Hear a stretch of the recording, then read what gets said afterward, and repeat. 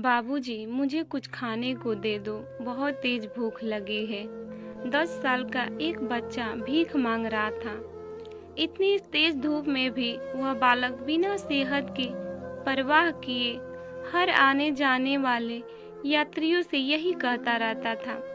शायद यही उसकी नियति भी बन गई थी। कभी कभी कुछ सज्जन लोग दया करके उसकी भूख को शांत करा देते थे रुपए देकर, लेकिन समाज में हर कोई एक जैसा नहीं होता है और शायद यही कारण है कि आज उसकी झोली में कुछ भी नहीं आया था सिवाय लोगों की फटकार के।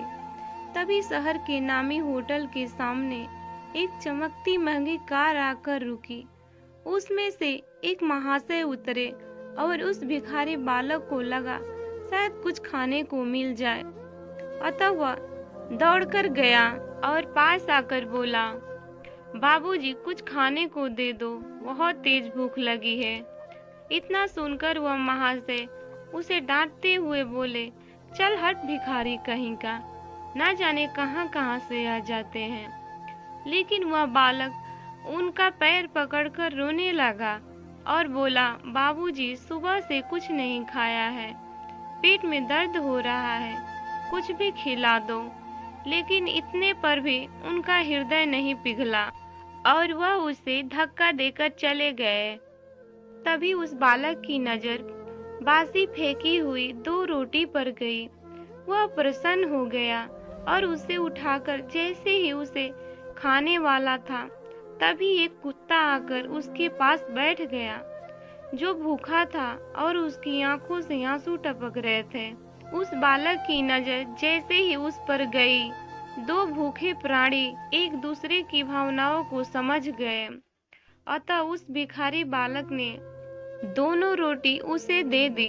तभी वो महाशय बाहर निकले तो उन्होंने देखा कि उनकी गाड़ी के पास बैठा हुआ भिखारी बालक उस कुत्ते से बोल रहा था, खा ले, तू भी तो भूखा ही होगा ना मेरी तरह, और मेरा कौन है, कोई तो नहीं है। मैं भूखा भी तो रह सकता हूँ, और जिसने मुझे सड़क से उठाकर पाला पोसा है वह तो गुजर गया है, और वैसे भी भूखा रहना और आधी पेट खाना मेरे लिए कोई नई बात नहीं है। इतना कहकर उस भिखारी बालक के नयन सजल हो उठे और 2 बूंद टपक पड़े। इतना देखकर वो महाशय बहुत ही शर्मिंदा हो गए। यह उन्होंने क्या कर डाला।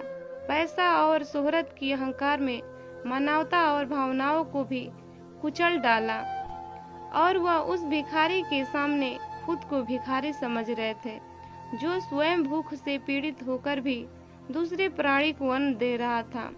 अतः वह उसके पास जाकर बोले, बेटा, मुझे माफ कर दो, तुम्हें भूख लगी है ना, यह लो कुछ रुपए और आराम से खाना खा लो और मुझे माफ कर देना। इतना कहकर उन्होंने उस भिखारी के माथे पर प्यार से हाथ रखा और गाड़ी में बैठकर चले गए।